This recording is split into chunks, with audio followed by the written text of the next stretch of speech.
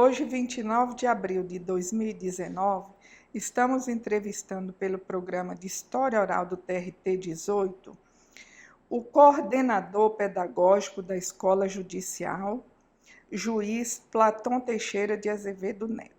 Boa tarde, doutor Platão. Boa tarde, Erione. É um prazer estar aqui falando com vocês. Eu fico muito feliz e honrado, né, e agradecido por essa oportunidade. Doutor Platão, em que data e local o senhor nasceu? Eu nasci em Belo Horizonte, Minas Gerais, em 1976, no dia 30 de março. E lá em Belo Horizonte eu assim, passei a maior parte da minha infância, né, adolescência, e me formei lá em Belo Horizonte também. Qual a origem da sua família? Seus pais são oriundos de qual estado?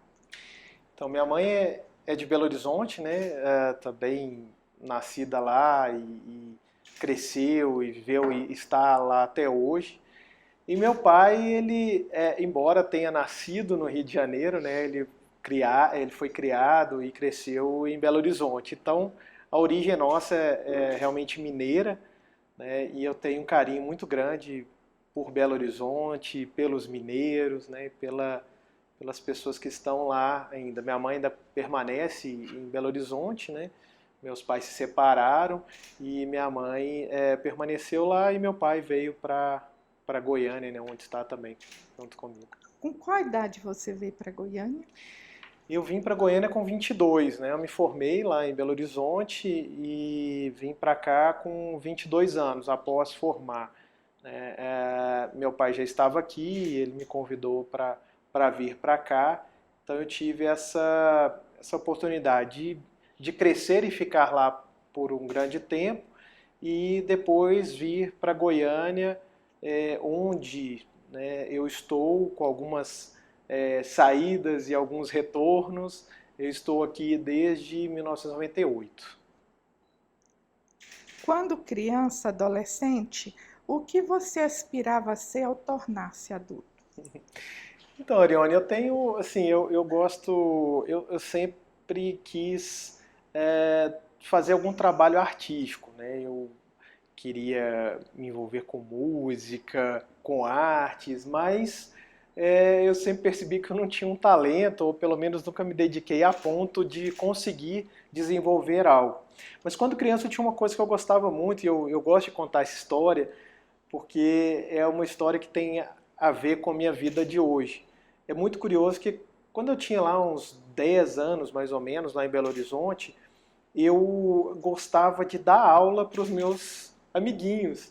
E era uma história, assim, é uma história interessante, porque assim, a gente foi, eu gostava muito de falar sobre o universo, falar sobre as coisas, assim, né? Eu tinha uns livros assim de astronomia e eu brincava, a gente tinha umas aulas, né? A gente tinha alguns horários lá que eu combinava com os meus amigos e eu tinha lá um grupo de 4, 5 amiguinhos que brincavam comigo. Eu era o professor, eles eram os alunos na escola.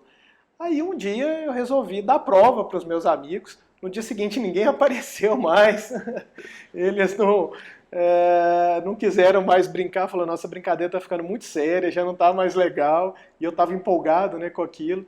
Mas eles... E aí, assim, depois daquele momento, eles falaram, não, eu falei, essa brincadeira não dá mais. Mas é um caso real, parece um pouco pitoresco, mas realmente eu sempre gostei, assim, de transmitir conhecimento, de realmente tentar passar alguma coisa do que eu sabia, do que eu tinha aprendido. Então esse foi um gosto assim por algo que realmente sempre me encantou, sabe? Lecionar foi algo que sempre esteve assim, algo, né? Lecionar é algo que sempre esteve nas minhas veias. Então eu acho que tem um pouco a ver esse passado com o que eu faço hoje. Mas eu queria ter realmente assim, alguma coisa relacionada à música, à poesia. Eu, vez ou outra, escrevo algum poema, né? Já tive sentença publicada em versos, já fiz algumas poesias que estão em alguns livros que eu publiquei. Então, isso é algo que eu ainda pretendo ainda desenvolver. sabe? Esse lado artístico. Então eu nunca tive assim aqueles desejos, de ser médico, de ser engenheiro, ou de ser piloto de avião, né? Eu tenho um filho que é apaixonado por avião. Eu nunca tive essas coisas na infância. Eu realmente queria algo relacionado ao conhecimento, à ciência, também relacionado à arte. Então esse foi sempre o meu enfoque, assim, quando criança e adolescente. Em que faculdade o senhor se formou? E ao deixar a faculdade, o que tinha em mente para o seu futuro profissional? Eu estudei lá em Belo Horizonte, né? Fiz o ensino médio lá, né? A gente falava segundo grau, e fiz vestibular para a Faculdade de Direito da Universidade Federal de Minas Gerais, fui aprovado. Lá os primeiros ficavam no primeiro semestre e depois o restante no segundo. Eu entrei para o primeiro semestre e comecei a cursar em 1994 o curso de graduação em Direito na UFMG. E durante a faculdade eu gostava muito de pesquisa, né? Durante a faculdade, eu fui monitor de Teoria Geral de Direito, fiz iniciação científica pelo CNPq, também fiz estágio, e eu tinha uma vontade de seguir uma carreira acadêmica. Então, o meu planejamento era sair da faculdade, fazer um mestrado, fazer um doutorado logo em seguida.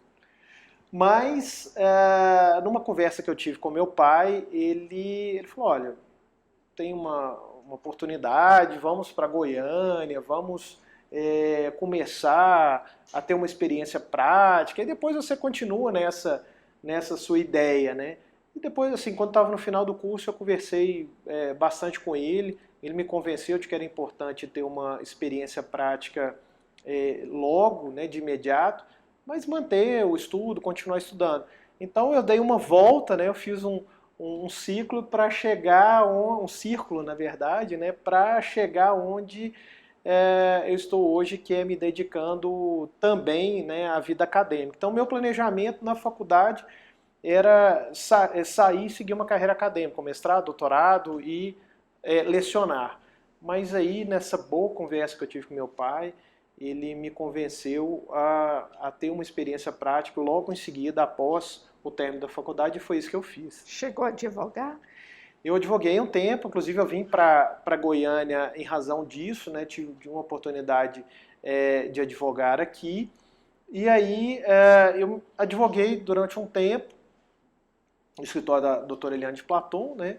E eu advoguei um tempo lá, e logo em seguida, assim, eu fiquei alguns meses, eu percebi que eu gostaria muito de seguir a carreira de magistrado, né? Interessante, assim, que meu pai, de certa forma, influenciou, mas eu tinha aquela vontade de ter, de me dedicar à academia, à parte científica e tal.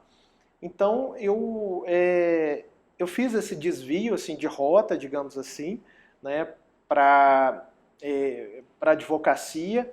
E aí eu, enquanto advogado, eu percebi que a advocacia é uma atividade desgastante, que tem muitas demandas. E olha que isso foi antes da era de WhatsApp e tudo mais, de redes sociais, né? Eu fico imaginando, né, como é árdua a atividade de advocacia hoje, com tantas demandas, né, com clientes podendo se comunicar o tempo todo por WhatsApp e tudo mais, né? Então, eu mesmo nessa época falei, olha, isso é desgastante para mim, é árdua essa tarefa. E resolvi fazer concurso, aí foi quando eu larguei um pouquinho a advocacia, né, que eu tinha, para me dedicar quase exclusivamente aos estudos para a magistratura trabalhista. Excelência, o seu pai, o respeitado desembargador Platão Filho, decano desse tribunal, do alto de sua personalidade ímpar, é um intransigente defensor do verdadeiro direito do trabalho. Ele o motivou a escolher a magistratura trabalhista? Com certeza, meu pai é um exemplo, né? Eu tenho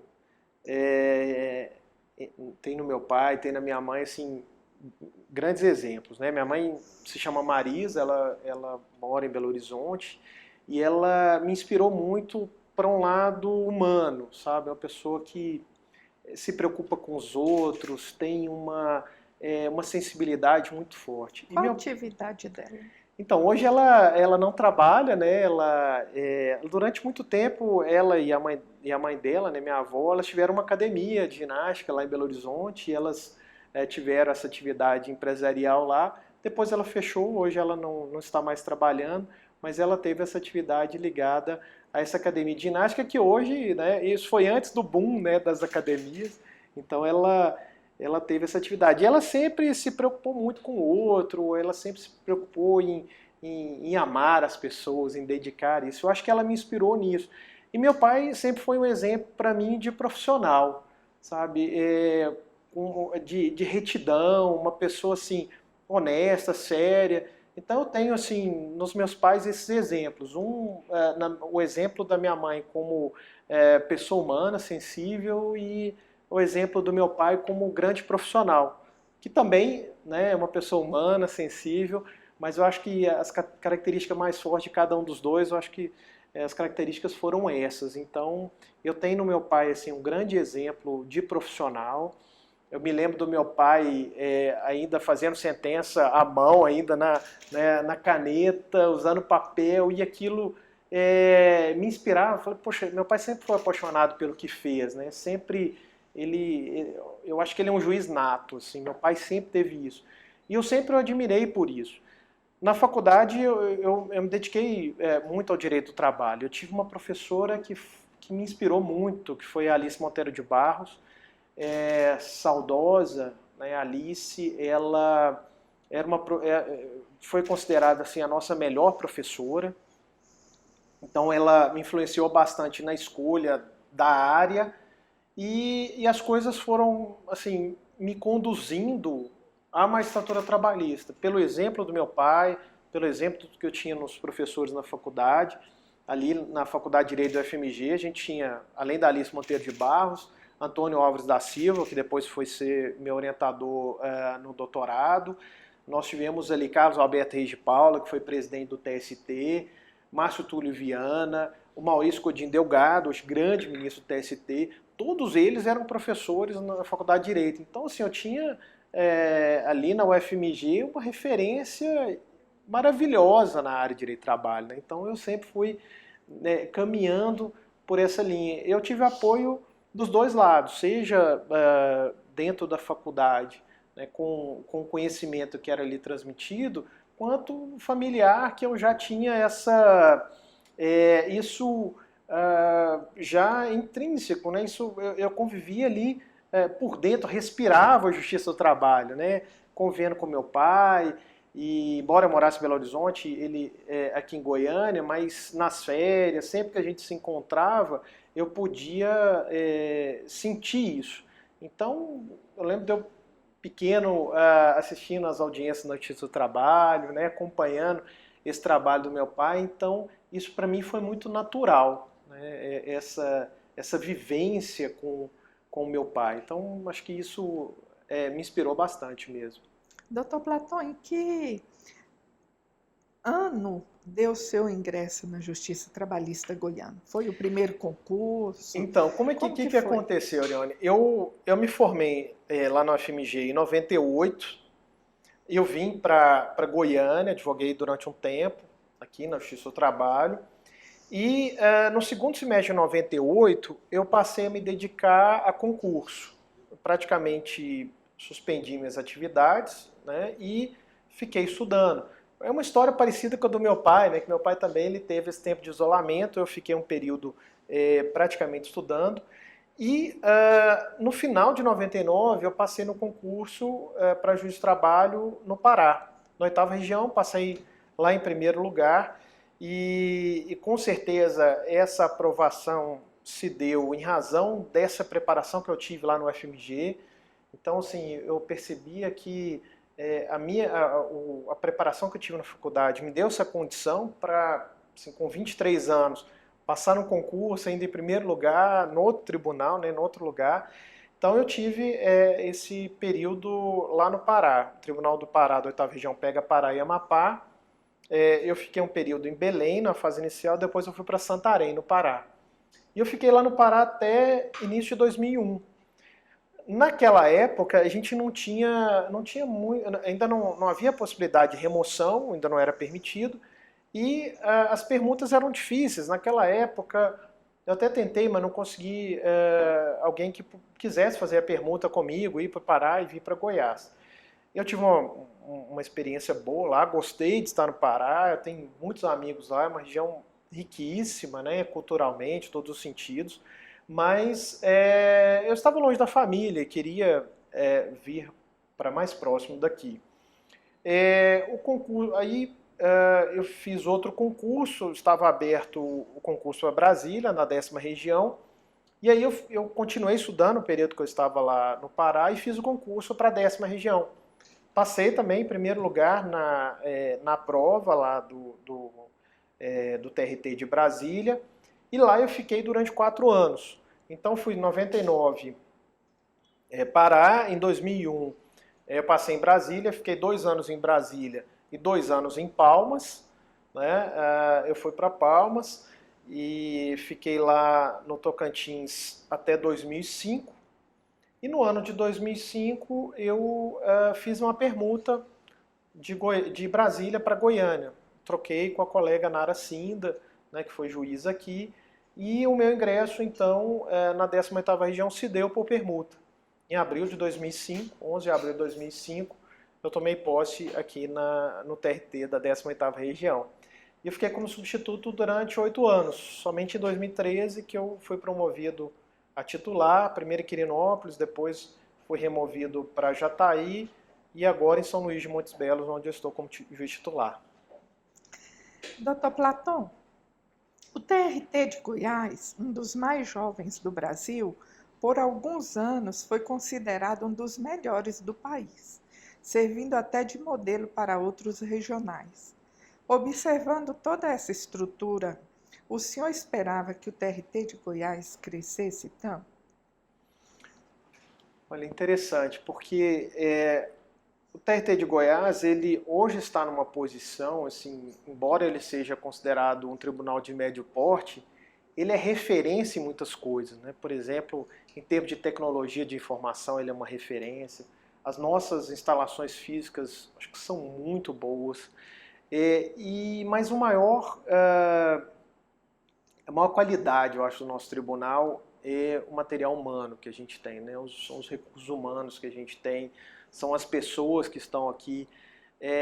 Acho que isso faz do nosso tribunal um tribunal realmente grande, né? Porque nós temos servidores extremamente qualificados, nós temos juízes da melhor qualidade, e eu posso fazer uma comparação, assim, né, sem demérito algum a outros tribunais. Eu que conheço um pouquinho a realidade do TRT de Minas, passei pelo Pará, passei por Brasília, eu vejo assim, que o nosso tribunal ele tem entre os juízes digamos assim, uma homogeneidade num nível muito alto, né? Então a gente tem juízes preparados e muito comprometidos, né? Isso faz do nosso tribunal um tribunal exemplar e um tribunal de vanguarda, né?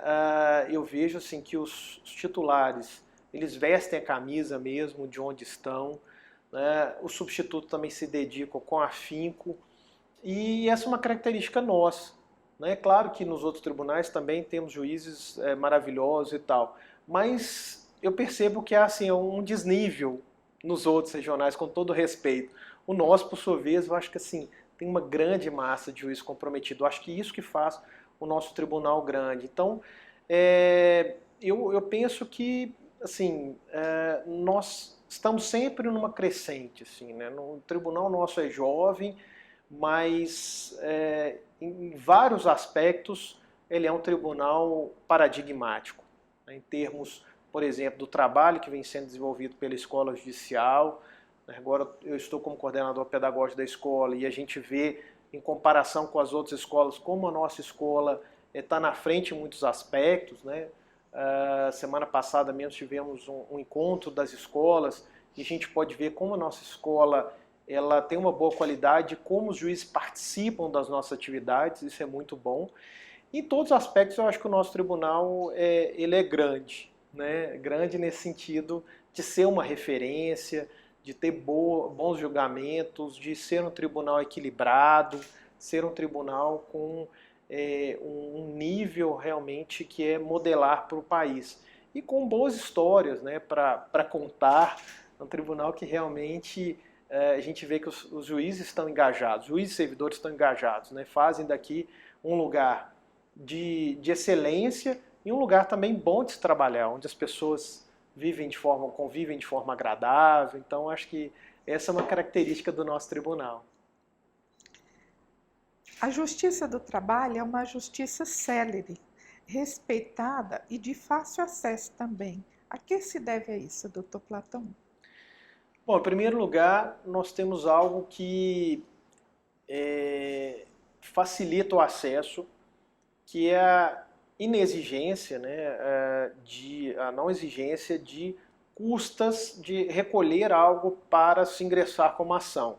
Essa é uma coisa fundamental, porque se vai ajuizar uma ação na Justiça Comum Estadual, na Justiça Federal, há necessidade de recolhimento prévio de custas para ingressar com uma ação. Nós não temos isso, né? Qualquer trabalhador ou até mesmo empregador, é possível haver uma ação de empregador, né? Por exemplo, como uma consignação em pagamento, é possível o empregador ser o autor da ação. Em todos os casos, né, ou pelo menos a princípio, não há recolhimento prévio de custas. Então, o trabalhador ele tem um amplo acesso. Isso faz com que haja esse ingresso com uma tranquilidade maior. E o que faz a Justiça do Trabalho, célere? Eu vejo que é o comprometimento dos magistrados e dos servidores com ela. Há um espírito na Justiça do Trabalho de entregar num prazo razoável a prestação jurisdicional. E a que se deve isso? Eu vejo que nós temos uma organização, planejamento que é diferenciado. O que a gente faz assim, e comparando com outros órgãos? A gente tem uma triagem dos processos que faz com que nós vamos... Poxa, eu tenho um monte de processo como determinada categoria para julgar. Bom, eu vou juntar esses processos, não no mesmo processo, mas eu vou reunir e vou dar andamento para que essa leva possa ser resolvida, né? Eu tenho certas situações, então isso se faz muito nas varas do interior e também na capital, mas assim, no interior é mais fácil, por exemplo, onde eu trabalho, né, em São Luís de Montes Belos. Eu tenho muitos processos que são parecidos, semelhantes, então eu faço a organização da pauta de forma que uma determinada empresa, se ela tem, por exemplo, 30 processos em face dela, eu posso fazer numa pauta mais esticada aqueles processos daquela empresa. Então eu dou vazão a tudo aquilo. Essa responsabilidade, esse compromisso, essa preocupação com o planejamento das ações, eu acho que é isso que faz a Justiça do Trabalho ser rápida e ser organizada, né? E poder entregar com prazo razoável aí a prestação jurisdicional. Doutor Platão, como o senhor avalia a relação da sociedade com a justiça do trabalho hoje? Eu acho que há uma relação um pouco de amor e ódio assim, à justiça do trabalho, né? Porque existem aqueles que a amam, existem aqueles que a odeiam, mas acho que há uma certa incompreensão a respeito dela, né? Porque muito se pergunta, mas eu já dei entrevistas, né? E já me perguntaram várias vezes se todo trabalhador ganha na Justiça do Trabalho. É só entrar que ganha. Então tem uma ideia equivocada a respeito da Justiça do Trabalho de que ela seria assim tão protecionista que seria apenas necessário que ingressasse como ação para que o trabalhador fosse bem sucedido. E essa não é a realidade. Eu acho que a justiça está aqui, embora a lei seja né, traga uma proteção, o juiz ele tem que olhar os dois lados, ele tem que buscar o equilíbrio, ele precisa ser imparcial. Então, nessa situação, a justiça não pode ver só um lado, né? E essa impressão que se passou acerca da justiça do trabalho, de um excesso de protecionismo, faz com que haja uma ala da sociedade que veja a justiça do trabalho não tão com bons olhos assim. Então, eu acho que se a justiça do trabalho é vista por alguns de uma forma negativa, é por causa dessa impressão equivocada que se passa, né? Alguns trazendo essa ideia. E se a gente for olhar estatisticamente, se a gente for olhar na prática, o empregador que age corretamente, que cumpre a legislação, se tiver uma ação contra ele, essa ação não vai ser bem sucedida se ele tiver agido corretamente. O problema que as pessoas confundem é o seguinte, é que se uma empresa não cumpre as suas obrigações, e se houver uma reclamação, naturalmente a empresa vai ser condenada porque ela não respeitou aquilo que a lei exige. Então é uma falta de informação às vezes. Mas eu já vi muitos depoimentos, seja de empresários, né, seja das pessoas em si, que dizem, olha, eu tenho uma empresa, né, eu já ouvi isso tantas vezes, eu tive na minha vida uma ação, eu tenho não sei quantos empregados, tem 1000 empregados, eu nunca tive uma ação, essa é a primeira, eu já vi esse relato em audiência, a primeira aqui, a gente faz tudo certo e tal. Por quê? Será que todas as empresas têm ação contra elas, né? E aí, quando tem uma condenação que ganha e a imprensa, né, aí aquilo é multiplicado e colocam aquilo como se fosse algo ruim. Mas, na verdade, o justiça do trabalho tem um papel importantíssimo, né, e a sociedade ela não pode, né, abrir mão dela pelo papel que ela tem. Então, se existem aqueles que admiram, eu acho que as pessoas sérias, as pessoas que conhecem o trabalho, têm um respeito grande pela justiça do trabalho, né? Então, eu acho que isso é uma característica da nossa sociedade de hoje. Quando se vê aí toda essa influência das redes sociais, às vezes né, parte da mídia que não é tão comprometida com a verdade, essas imagens elas acabam sendo distorcidas por algumas questões. Às vezes pegam uma coisa com exemplo que é exceção e quer passar como se fosse a regra. Mas, em geral, a meu ver, a relação é boa com a sociedade. Eu acho que há um respeito, há uma admiração e há um reconhecimento. Mas não se pode esperar que seja unânime, né? Porque dizem que a unanimidade é burra. Então, eu acho que é natural que existam aqueles que gostem e existem aqueles que não gostem, e a gente tem que respeitar e lidar com todos, e a gente tem que entender que às vezes uma pessoa que é condenada, ela se sente mal por aquilo, mas eu vejo que, regra geral, o nosso trabalho é muito sério, comprometido com as provas do processo, comprometido com o que realmente é trazido pelas partes, né? Então, acho que, assim, pelo comum, pelo geral, a nossa relação tem sido muito boa. E a gente vê isso transmitido pelos advogados que nos procuram, pelas partes no dia a dia. Então, se for um trabalho sério, eu acho que ele é reconhecido. E se a mídia conseguir passar isso, porque se a gente for comparar, por exemplo, os números da Justiça do Trabalho com a Justiça Estadual, com a Justiça Federal, a Justiça do Trabalho ganha de lavada, com todo respeito, porque, né, em termos de prazo, em termos de atendimento, o nosso serviço aqui ele é muito bem feito. Doutor Platão, o senhor esteve à frente da presidência da Matra 18 no biênio abril 2011 a abril 2013. Poderia falar sobre aquela experiência? Claro, foi muito bom assim, estar na presidência da Matra 18, né, representando os juízes aqui de Goiás, né, representando, no caso, todos os associados. A gente conseguiu congregar praticamente todos os juízes daquela época e a Mata representa também os associados, seja de primeiro grau, seja no segundo grau. Então, juízes e embargadores estiveram ali. Foi uma experiência muito rica, primeiro por manter contato próximo com os colegas, né, poder ter um relacionamento mais profundo.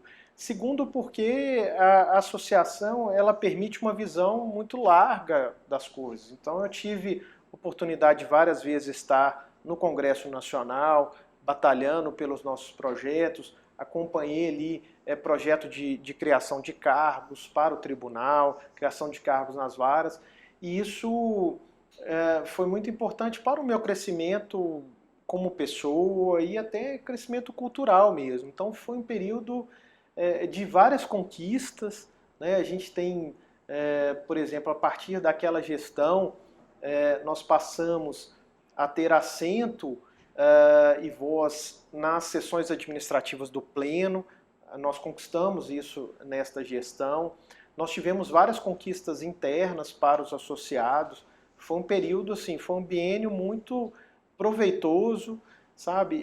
Eu acho que para a associação como um todo e para mim particularmente por ter podido estar ali com os colegas, convivendo com eles no dia a dia, estar ali o tempo todo à disposição de todos na associação. Então foi um período muito interessante. Inclusive, essas entrevistas que eu comentei antes, né, sobre essas, né, às vezes o pessoal pergunta, mas o que a Justiça do Trabalho? Por que a Justiça do Trabalho é tão protecionista assim e tal? E eu sempre tentava passar esse outro lado. Né? Enquanto o presidente da Mata, representando aqui os colegas, eu quando era entrevistado, eu sempre falava sobre essa visão que a gente tem que ter dos dois lados, né, nessa relação capital e trabalho, porque não adianta você condenar uma empresa, né, e sacrificar tudo porque é na empresa que estão os empregos. Se você acaba com a empresa, você com ela leva muitos empregos. Então a gente tem que ter essa responsabilidade social, saber que se a empresa estiver errada, ela vai ser condenada porque a lei assim impõe, mas também a gente não pode achar que toda empresa é ruim e colocar todo mundo na vala comum. Existem empresas sérias, existem empresas que não são, assim como existem empregados que são sérios e aqueles que não são. Eu acho que o que vai decidir ali, o que vai fazer, vai ser o centro da nossa atuação é buscar, com base na lei e com base nas provas, aquela que é a decisão mais correta e mais justa no caso concreto que a gente está avaliando. E como está sendo a sua experiência como titular da Vara de São Luís? Poderia falar sobre esse assunto? Claro, estar lá na Vara de São Luís de Montes Belos, para mim tem sido um momento muito positivo. Primeiro porque a Vara de São Luís de Montes Belos abrange quase 30 municípios, então a gente responde ali nas cidades do entorno, a gente tem um posto em Iporá e a gente vai até Aragarças, né, divisa com Mato Grosso. Então a gente tem uma diversidade muito grande ali de situações, né? A gente pega ações muito variadas, né? E segundo, porque a gente tem um relacionamento muito bom com os advogados, né, com os jurisdicionados ali. Eu tenho um colega que é o juiz auxiliar da Vara, o juiz Lucas de Sá, que é um colega brilhante. Então tem sido um momento muito positivo, né, muito proveitoso, porque eu tenho prazer de estar ali, né, de conviver com as pessoas naquela localidade, de trabalhar ali. Hoje a gente conseguiu organizar bem os nossos processos lá, então nós estamos com uma pauta muito boa, nós estamos com um número de processos todos sob controle. Então eu tenho visto que essa passagem, né, porque a gente está sempre de passagem, né, não porque eu não queira ficar lá, porque eu gosto de ir lá, eu poderia ficar, mas é natural, né, que com o passar do tempo a gente se aproxime de Goiânia, né, e eu tenho realmente essa vontade de estar mais próximo, né, da capital, né, minha esposa e meus filhos moram aqui em Goiânia, então eu tenho essa dificuldade de ter que deslocar, mas só por isso, porque o lugar é muito bom, né, é muito aprazível o trabalho lá e adoraria ficar lá se não fosse a distância, embora a distância seja pequena, de 120 quilômetros mais ou menos a Goiânia, mas é uma viagem que a gente tem que fazer, então eu gostaria muito de estar aqui, né, com minha esposa, né, a Patrícia, os meus filhos, Lucas e Matheus, que moram aqui em Goiânia. Então, eu tenho essa dificuldade, às vezes, de estar me deslocando, né, para ir a São Luís. Mas essa a meu ver, a única desvantagem de estar como titular de lá, porque a cidade é muito agradável e também os processos ali são relativamente tranquilos de trabalhar, então não tem nenhuma dificuldade de estar ali, salvo essa. Mas pelo meu trajeto, né, eu saí, eu estive em Quirinópolis, depois em Jataí, cidades, né, com mais ou menos aí 300 quilômetros de distância, agora estou em São Luís de Montes Belos, e a ideia é com o passar do tempo, não sei quanto tempo, mas estar mais próximo de Goiânia para ficar junto da família mesmo. Excelência, sabe-se que o senhor é um homem eclético, possui um currículo elogiável, além de juiz, é doutor em direito, escritor, palestrante, respeitado professor da UFG, nas disciplinas de Direito do Trabalho e Processo do Trabalho, entre outros. Poderia falar como consegue ser tão plurivalente?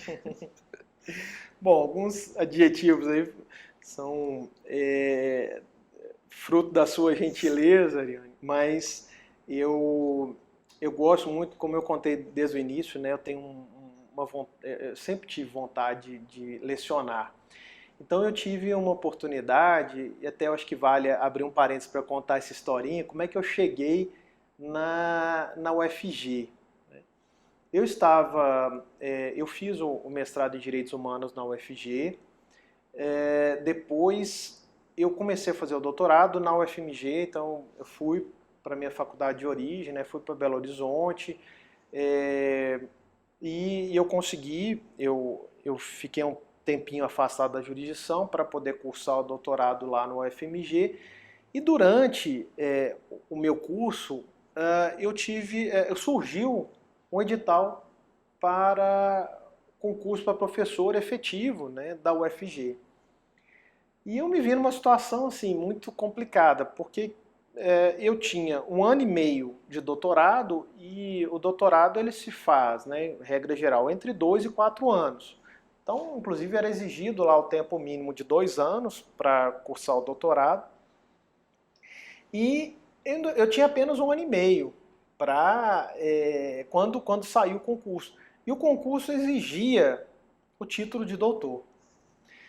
Então foi assim, uma das experiências mais, assim, digamos, difíceis, né, e sofridas da minha vida, mas que acabou no final feliz. O que aconteceu? Eu estava, né, nesse período do curso, com 1 ano e meio de doutorado, e abri o concurso para professor de Direito Processual do Trabalho na UFG. Eu falei, poxa, é a chance da minha vida. Eu não sei quando vai ter outro concurso, para a área que eu gosto de lecionar, tem toda a segurança para falar de processo de trabalho, que eu lido com isso todos os dias, e tinha aquela paixão, poxa, ser professor da UFG, que sonho. Mas eu tinha esse desafio, poxa, ainda não tinha o título necessário. E aí o que eu fiz? Bom, eu me inscrevi para a prova, eu podia me inscrever e eu tinha que ter o título quando fosse tomar posse. E aí, o que eu fiz? Eu comecei a fazer o concurso e busquei acelerar ao máximo o meu doutorado. Falei, poxa, eu tenho que terminar. E o problema é que eu não tinha, assim, eu não tinha muita coisa da minha tese, né? Porque eu estava planejando fazer a tese entre 2 e 4 anos, que era o prazo normal. E aí, Ariane, saiu esse concurso e eu me isolei. Eu falei, bom, eu tenho que terminar. Aí falei, vou passar meus 40 dias no deserto lá para conseguir terminar. O que eu fiz? Eu fui para os Estados Unidos. Lá eu ia fazer uma pesquisa na Comissão Interamericana de Direitos Humanos, fazia parte da minha pesquisa. E eu tive um amigo que me cedeu um escritório. Ele estava viajando para a China, ele morava lá. Falei, pô, eu vou ficar isolado de tudo, né? No outro país, num lugar que tinha material de pesquisa, mas eu vou ficar longe todos os contatos para eu poder conseguir. Né? Minha esposa me acompanhou, ela ficava lá numa casa que a gente foi recebido por uma família lá, e eu ia para esse escritório. E eu ficava, Ariane, assim, totalmente isolado do mundo. Eu passei 40 dias nessa situação para escrever a tese de doutorado. E felizmente eu consegui, em 1 ano e 9 meses, concluir o curso. Inclusive eu voltei antes do meu período de afastamento, que já tinha sido deferido pelo tribunal. Terminei a tese e consegui ser aprovado no concurso e passei em primeiro lugar também na prova do concurso para o FG. O que passou em segundo lugar, ele já tinha doutorado na USP, o candidato. Então, assim, foi tudo concomitante, eu tinha que passar no concurso e ao mesmo tempo defender, ter o título para conseguir assumir. E aí, felizmente, eu consegui ser aprovado no concurso e tomar posse, e hoje eu estou lá na UFG, estou lá desde 2016. E o que fazer para dar conta de tudo, né? Eu não me afastei da jurisdição nesse período em que eu estou como coordenador pedagógico da escola, então hoje eu acumulo a coordenação pedagógica da escola judicial, a vara de São Luís de Montes Belos, né, como titular, e o cargo como professor da UFG. Dou aula na graduação para o 9º período. Eu sinto carinho enorme dos alunos, que no meu primeiro ano lá eu fui padrinho de formatura da turma, no segundo ano eu fui paraninfo. Então, assim, eu já vejo que assim, os alunos, né, gostam da aula, isso é visível, e eu acho que isso é um reconhecimento. E o que eu faço para gostar do que eu faço, né? Eu tenho um prazer enorme, né? Hoje mesmo dei aula, comecei 7 horas da manhã, né? Dei aula até às 9, depois às 9 vim para a reunião da escola, e eu faço isso tudo com muito prazer, né? Primeiro porque eu gosto da aula, eu gosto da minha atividade como juiz, né? Lá na faculdade também eu assumi outras funções, hoje eu estou como coordenador de pesquisa da faculdade de Direito, gosto muito de pesquisar, tem alunos lá orientandos como de iniciação científica, monitores, estou na pós-graduação também em Direito e Políticas Públicas, e isso tudo é possível com muito planejamento e muita disciplina, né? Porque se não fosse essa organização, então assim, final de semana eu tenho que organizar a minha semana, e aí eu busco fazer com que tudo corra da melhor forma. Aí, né, é claro que a gente sacrifica algumas coisas, tem algumas dificuldades, não dá para querer fazer tudo da melhor forma possível. Eu sou um pouco perfeccionista, né? Eu quero fazer tudo da melhor forma. Então, assim, eu cuido demais das estatísticas lá da Vara de São Luís. Não falta nenhuma aula da graduação, assim, eu tenho uma presença quase assim, 100% das aulas, só não vou quando eu não estou em Goiânia, quando eu tenho atividade, mas eu faço questão de ir lá da aula e de me dedicar ao máximo aqui às atividades da escola. A gente vê que a escola tem realizado trabalhos desde quando eu e o desembargador Eugênio assumimos, né? O desembargador Eugênio é o atual diretor da escola. Desde que ele assumiu, a gente tem buscado sim, fazer o melhor e ter o melhor das atividades. Tudo eu faço com muito prazer, com muito amor, com muita alegria. Então acho que é isso que faz com que a gente consiga ter né, todas as atividades ao mesmo tempo e sem prejudicar também a família. Eu busco sempre reservar o tempo para minha esposa, para meus filhos e fazer tudo com intensidade. Eu acho que é isso que faz, né? A gente tem pouco tempo junto, mas com muita dedicação, de uma forma muito intensa. E ao mesmo tempo eu consigo ainda produzir, né? Escrevi nos últimos anos aí 2 livros sozinho, né? Que foram resultados aí das minhas pesquisas no mestrado e no doutorado. E também a gente tem grupos aí que escrevem juntos, né? Tem o Quarteto Trabalhista, que tem as obras, uma obra que ficou muito conhecida sobre a reforma trabalhista, né? Publicamos recentemente um manual de audiência trabalhista, também com quarteto, somos eu, Fabiano Coelho, Ney Maranhão e Antônio Humberto.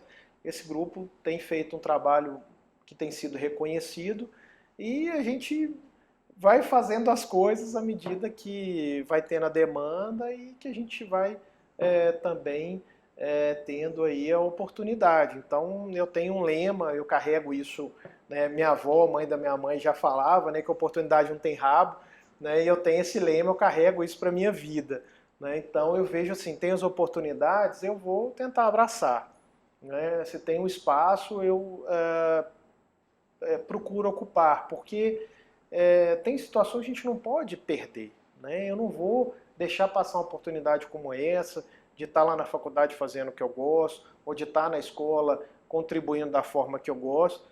A gente se sacrifica, mas no final das contas dá tudo certo, né? Tem um lema também, né? O pai de Fernando Sabino dizia que tudo dá certo, no final tudo dá certo, se não deu certo é porque não chegou ao final ainda, né? Então eu vejo isso com muita tranquilidade, né? A gente tem que buscar as coisas acontecerem. Outro lema que eu carrego para mim também, eu brinco muito com os meus servidores lá, assim, cada dia com a sua agonia, sabe? A gente, se ficar preocupado em resolver tudo ao mesmo tempo agora, não dá. Então a gente tem que buscar tijolo por tijolo, construir a nossa casa e com muita paciência, com muita perseverança, com muita humildade, sabendo que as coisas se constroem aos poucos, é no dia a dia. Se a gente quer ter uma tese de doutorado de um dia para o outro, a gente não vai conseguir. Mas se eu escrever 2 páginas por dia, se eu escrever 5 páginas por dia, ao longo de um tempo eu vou ter um bom trabalho.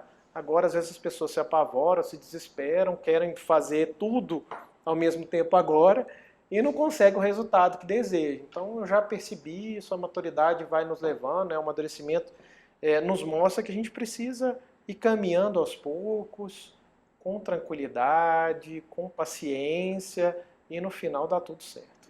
Doutor Platão, entre as varas aqui da 18ª região que foram premiadas com o selo diamante, que alcançaram o cumprimento de todas as metas exigidas pelo CNJ, está a vara de São Luís, a vara em que o senhor é titular. Como foi? Poderia falar sobre o assunto? Sim, é curioso, né, Ariane, que assim, a gente, em meio a tantas coisas, né, em meio a tantas atividades, eu sempre tenho essa preocupação, assim, de, poxa, já que eu estou fazendo tantas coisas, eu não posso descuidar de uma né, e dar mais atenção a outras. Então eu fico assim nessa luta interna para tentar dar conta de tudo da melhor forma, né? E com o apoio do juiz auxiliar lá, o juiz Lucas, e com o apoio de toda a equipe, né, a gente conseguiu, com o trabalho feito em 2018, agora no início de 2019, receber o selo diamante aqui do nosso tribunal pelo cumprimento de todas as metas do CNJ. A gente, ao longo do ano, procurou fazer uma gestão dessas metas, né? Até foi algo elogiado, inclusive pelo corregedor, porque nós criamos lá os gestores de metas na vara.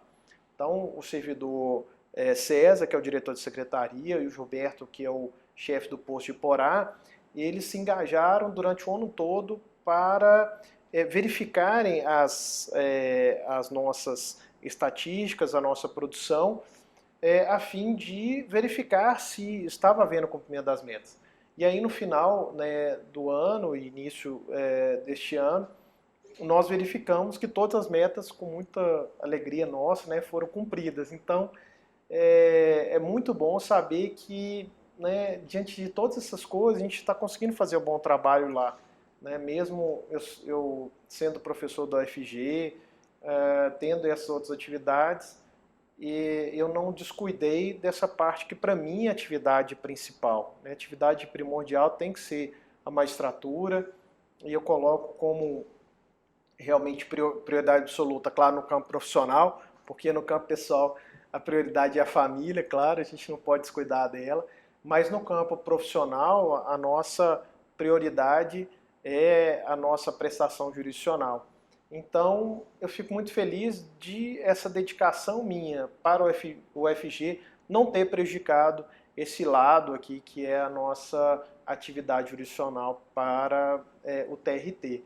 Então nós conseguimos sim, né, alcançar esse selo diamante, levamos isso para a nossa equipe, para nós, inclusive todos vieram a Goiânia na entrega do prêmio e tal, né, praticamente toda a equipe estava aqui. E esse é o reconhecimento também para os advogados, para os jurisdicionados da região, todos se regozijam, né, todos ficam felizes com essa premiação, que é o resultado, né, o coroamento dessa nossa atividade lá. Mas eu tributo muito ao colega juiz Lucas, que é um incansável magistrado. Ele é daqueles que realmente veste a camisa, ele acompanha todos os dias estatísticas, então se alguém tem que ser realmente premiado, elogiado, é o colega Lucas, que conseguiu esse trabalho maravilhoso lá. Excelência, a Justiça do Trabalho completa agora em maio 78 anos de história. Que efeitos a reforma trabalhista já produziu nesse 1 ano e 4 meses em que está em vigor? Poderia fazer uma análise sobre os desafios e perspectivas gerados pela reforma trabalhista? Olha, a reforma trabalhista é o resultado de uma reação ao que se tinha, e que até já falei anteriormente, dessa visão que a Justiça do Trabalho é muito protecionista e tal. Então, de certa forma, essa reforma de 2017, ele atendeu, de certo modo, aos interesses da classe empresarial. Isso é inegável, incontestável. Agora, sim, num aspecto, eu vejo que a reforma proporcionou um certo equilíbrio, porque eu vejo que nenhum extremo ele é positivo, nada exagerado é bom, sabe? Para ninguém, para a nossa saúde, para o nosso corpo. Se eu fizer exercício demais, vai ser ruim. Se eu fizer exercício de menos, também vai ser ruim. Se eu comer muito, se eu comer pouco, tudo que a gente faz de forma exagerada não é positivo. A nossa vida, ela só é possível porque existe um equilíbrio entre Sol, Terra e Lua. Nós estamos a determinado grau, a velocidade da Terra está circulando, né, a 1.700 km por hora. É impressionante como é que está tudo girando e a gente está aqui parado. Por que existe todo esse equilíbrio? Porque tudo foi, né, calculado. Eu creio em Deus, acho que tudo é obra do Criador. Então, quando se pensa assim, nesse equilíbrio, eu vejo que as coisas estavam caminhando, não só do ponto de vista da legislação, mas também da jurisprudência, para um certo desequilíbrio nessa relação. Então a gente via a jurisprudência caminhando para uma proteção às vezes exagerada. Eu vejo que algumas situações, por exemplo, acho super importante a proteção à mulher, a proteção à gestante, tudo mais. Mas a proteção às vezes ela é tão grande que se torna exagerada. Vou dar um exemplo, né? Eu particularmente não concordo com isso. A mulher, por exemplo, ela esteve gestante, ela tem o direito, claro, à licença e tudo mais. Se ela reclamar dentro do período da licença, ela evidentemente vai ter o seu direito reconhecido e tal. Só que existe um entendimento de que, isso é até majoritário, né? De que mesmo que ela reclame depois do período da estabilidade dela, mas dentro do período prescricional, ela teria direito a todas as verbas. Então, a meu ver, isso perde o sentido, porque assim, se o objetivo é a proteção do emprego, claro que no caso da maternidade é também a proteção à maternidade, à infância, se você leva para um lado que ela pode reclamar quando ela quiser e ela vai ter direito à indenização pelo período da estabilidade. Com todo respeito aos entendimentos contrários, mas eu acho que isso é um pouco exagerado. Eu acho que a proteção demasiada, ela acaba gerando desproteção. Eu tenho que buscar um equilíbrio entre uma proteção necessária e algo que seja razoável. O que foi acontecendo com a legislação? Ela foi se tornando cada vez mais protetiva, a jurisprudência também, e isso gerou um desequilíbrio. E a reforma trabalhista veio, ao meu ver, com pontos positivos e negativos, para buscar um certo equilíbrio. Em alguns pontos ela exagerou. Eu vejo que a reforma trabalhista é muito, muito perversa em certos pontos, como por exemplo na tarifação do dano moral. Quando eu tive um caso, eu julguei um caso no ano passado de trabalho em condição análoga de escravo, em que trabalhadores foram encontrados em condições degradantes, numa carvoaria, situação horrível, desumana. E eu me vi naquela condição, poxa, em razão da reforma trabalhista, eu tenho que limitar 50 vezes o salário do ofendido, que era o salário mínimo. Então o cara passa anos numa situação extremamente degradante, né? Uma situação desagradável ali que ele viveu. E aí era tão impactante que eu via o trabalhador e via a esposa dele, foram reclamantes no processo, parecia que eles viveram em outra era. O grau de sofrimento deles era tão grande que era visível, é como se eles tivessem saído de uma caverna, como se eles tivessem saído assim de outro tempo da nossa história.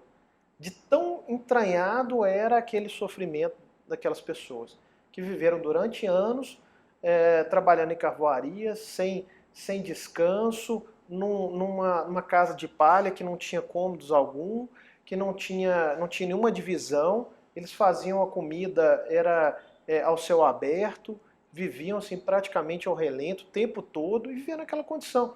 Aí vem a reforma trabalhista e limita num patamar que é, a meu ver, totalmente descabido para uma situação como essa. Aí, no caso concreto, né, eu declarei inconstitucionalidade desse dispositivo legal e deferi um valor superior, porque eu entendia que deveria ser assim. Então, a reforma trabalhista ela traz alguns pontos que são perversos, outros que são razoáveis. Por exemplo, alguma limitação à reclamação, que na prática isso tem impactado. Hoje nós temos visto uma queda no número de ações, e para mim está claro que é em razão da reforma trabalhista, porque ela trouxe responsabilidade àquele que reclama. Então, se eu tenho uma ação descabida, antes da reforma, o que aconteceria? Na pior das hipóteses, a pessoa poderia ser condenada em litigância de má-fé. Eu enfrentei um caso uma vez em que havia uma alegação de assédio sexual. A trabalhadora ela disse que tinha sido assediada pelo gerente e chegou no dia da audiência, a única testemunha que ela tinha, né, chegou lá e falou assim, olha, eu vim aqui porque ela me prometeu me dar um vestido de noiva para mentir a favor dela. E ela foi desmascarada assim em audiência. Né? Você vê, uma situação como essa é algo assim que impressiona. E o que eu pude fazer? Qual que foi o máximo que eu podia fazer, além de enviar ofícios a outros órgãos por aquela conduta, que podia ser até tipificada como crime, eu condenei a reclamante em litigância de má-fé. Foi o máximo que eu pude fazer naquilo. Hoje, uma situação como essa, né, a reclamante seria condenada em honorários advocatícios, teria outras formas, né, de se responsabilizar por aquela ação despropositada, descabida. Então, sim, já enfrentei muitas situações que mostraram, assim, né, na prática, que você não pode ter o que a gente chama, né, de aventuras jurídicas, que são ações totalmente descabidas, mas a gente, por outro lado, também não pode deixar de dar, né, de conferir a proteção àqueles que realmente precisam. Então, a reforma trabalhista, ela, claro que ainda precisa de um freio de arrumação, digamos assim, mas eu vejo que ela ajudou a trazer um equilíbrio. Né? Com o passar do tempo, as coisas vão se ajustando. Então, se por um lado a reforma foi exagerada e ela vem como uma reação a todo esse período de proteção que foi dada, que em alguns pontos eu acho que ela foi exagerada, da mesma forma a reação também a essa proteção ela acaba sendo às vezes exagerada. E aí o passar do tempo é que vai trazer esse equilíbrio que é necessário. Doutor Platão, na sua opinião, o futuro da justiça do trabalho está em jogo? Olha, eu sou uma pessoa naturalmente otimista, Ariane, sabe? Eu vejo assim as coisas, a história já mostra isso, né? Quando na década de 90 se tentou acabar com o X-Trabalho, e eu mesmo estive lá, né? A saudosa desembargadora Alba, ela fez um movimento, foram todos a Brasília, eu também fui lá lutar pela preservação do X-Trabalho. O que aconteceu depois disso? A X-Trabalho saiu mais forte, ela cresceu. Né? Então, se tentou acabar com ela, e ela não só se manteve viva, mas também ela cresceu e conquistou aí, com a emenda 45 de 2004, com a reforma do judiciário, um papel muito grande. E a gente até tem propostas de ampliar a competência do X-Trabalho. num dado momento, ela sofre ataques e ela corre risco, sim, não de se extinguir como um todo, mas de talvez ser absorvida aí por outro órgão, né? Ela poderia, porque não creio que seja possível acabar de uma vez por todas com o juízo do trabalho e tal. Talvez o juízo do trabalho fosse para alguma outra estrutura, mas continuaria ali como tem na Itália, por exemplo. Lá na Itália você tem, dentro da estrutura da justiça comum, o chamado Giudice del Lavoro, né? Eu estive um tempo estudando na Itália e pude conhecer um pouquinho o funcionamento da justiça. Lá você tem a justiça comum, tem como se fosse varas especializadas em trabalho com o Giudice del Lavoro, que decide tantas causas da iniciativa privada quanto da administração pública. Então é como se fosse um juiz que abarcasse na sua competência os servidores públicos e também os trabalhadores da iniciativa privada, né? E tinha nos tribunais também câmaras especializadas. Então, se nós não temos, como na Alemanha tem, uma estrutura da justiça do trabalho igual como a nossa, parecida com a nossa, né, com juiz de primeiro grau, com tribunal regional, com o tribunal federal do trabalho deles lá, que equivale ao TST, nós, assim, eu penso que a gente até correria o risco de sofrer uma absorção por outros órgãos. Tá? Mas os conflitos trabalhistas, eles continuam existindo, a necessidade de um juiz especializado, eu acho que vai sempre existir, então eu não acredito que nós teríamos o risco mesmo, ou nós teríamos como consequência de todo esse ataque o fim da justiça do trabalho. Não acredito mesmo, eu sou muito esperançoso de que a justiça do trabalho vai superar essa fase, sabe, que é crítica, que é difícil, mas eu acho que a gente precisa muito de um trabalho de marketing, de imagem, né? A justiça do trabalho precisa mostrar o que ela faz. Não é um marketing falseado, a gente não precisa passar maquiagem, nada. A gente tem que mostrar o trabalho que é feito, que é muito bom, os números mostram isso, o relatório Justiça em Números do CNJ mostra a qualidade do nosso trabalho, então é só mostrar o que a gente já tem. A gente não precisa fazer nada demais. Os ataques existem, sempre vão existir. Por quê?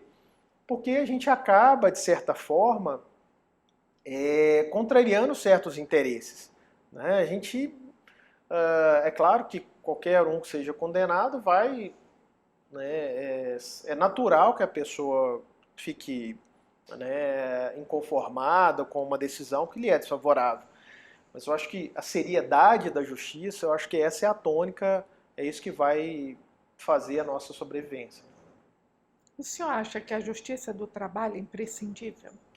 Sem dúvida alguma. Não tenho a menor, eu tenho certeza absoluta da imprescindibilidade, da importância, da relevância da justiça do trabalho, porque o que a gente vê na realidade, e creio que assim, isso não vai acabar, pelo menos até gostaria. Na verdade, se a gente for lá no início, né, se a gente tivesse uma sociedade perfeita, a gente não precisava nem de direito, a gente não precisava de justiça. Então, isso é da natureza, digamos assim, pecaminosa do ser humano, né, e isso é algo que vem desde a origem, não tem como a gente fugir disso. Da mesma forma que é preciso haver uma justiça para resolver as questões civis, né, nós também precisamos de uma justiça para resolver esses conflitos entre, né, o capital e o trabalho. Então ela é necessária porque na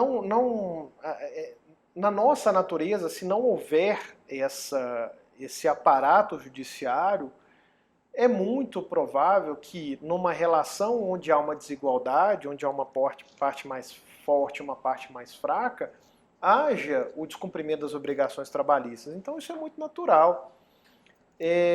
Não que devesse assim, não deveria ser, mas infelizmente numa sociedade que é imperfeita, isso acontece.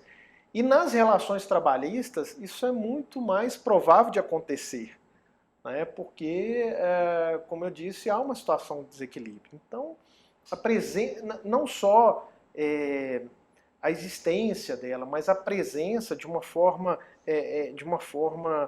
assim, entranhada, né, com bastante capilaridade, ela é fundamental. Por exemplo, a gente tem varas aqui um pouco distantes, com uma vara de posse, que não tem uma demanda muito grande, né, recebe um número menor de processos que outras varas comparativamente. Mas o que a gente vê é que a presença da justiça lá já faz com que as obrigações sejam, de certo modo, cumpridas. Então, a gente não pode ver a justiça do trabalho só pelos números que ela produz, mas também o que ela é capaz de inibir, né? O que ela faz com que o papel que ela tem na sociedade de fazer com que as pessoas cumpram pela simples existência dela. Então, a extinção, a absorção dela por outro órgão poderia favorecer o descumprimento das obrigações trabalhistas, que seria uma catástrofe, eu acho, para a nossa sociedade. Doutor Platão, por que a justiça do trabalho incomoda? Ela incomoda porque ela é rápida, né? Isso, de certa forma, se diferencia das outras, né? Com todo respeito aí aos outros órgãos, mas a gente sabe que a justiça estadual ela não dá uma resposta como a justiça do trabalho dá, e infelizmente eu falo isso com naturalidade e ao mesmo tempo tristeza, né? Parece que a legislação trabalhista, a legislação brasileira em geral, não só a trabalhista no que diz respeito à execução, mas a legislação brasileira, ela acaba favorecendo o devedor. É muito triste quando você vê que para você ter o cumprimento de um contrato, você precisa ficar lá anos batalhando na justiça para ver algo que é claro. Eu tenho exemplos entre pessoas conhecidas, tem um caso de um amigo, que ele ficou 7 anos para reaver uma casa que ele vendeu e a pessoa pagou só a primeira parcela. A pessoa pagou a primeira parcela de uma casa de um valor elevado, era para dividir em 6 ou 7, a pessoa pagou a primeira, entrou para casa, não pagou mais, acabou com a casa, e ele não conseguia reaver a sua casa, sendo que ele mostrava tudo no papel, tudo, contrato, documento, tudo. Estava absolutamente claro que ele tinha o direito, né, que a pessoa não pagou, ele teria que ter o imóvel restituído, e não foi. Aí você vê, quando você tem alguém que quer se valer disso, né, que quer descumprir o direito, mas tem uma resposta rápida de um poder judiciário, aquilo incomoda. Que a pessoa quer fazer, ela quer levar vantagem, mas tem uma justiça ali que não deixa, que não permite, porque responde rapidamente aos anseios da sociedade, atende o jurisdicionado de uma forma rápida. Então, como se tem ali em jogo interesses econômicos, né, você ter um órgão que, de certa forma, pela sua atuação, por cumprir a lei, esse órgão ele não vai atender aqueles interesses, mas vai aplicar a justiça, vai aplicar o direito, isso faz com que um setor da sociedade se insurja contra esse órgão. Então, infelizmente, a Justiça do Trabalho ela não atende a interesse de uma ou de outra classe, ela aplica o direito. E ao aplicar o direito de forma rápida, ela faz com que algumas pessoas sejam contrariadas. Então, por isso que ela incomoda. Excelência, o senhor assumiu recentemente um dos cargos mais importantes do tribunal, o de coordenador pedagógico da Escola Judicial. Quais as expectativas e quais os projetos à frente desse novo desafio? Bom, primeiro eu tenho que agradecer a escolha do desembargador Eugênio, que como diretor me escolheu para ser coordenador pedagógico.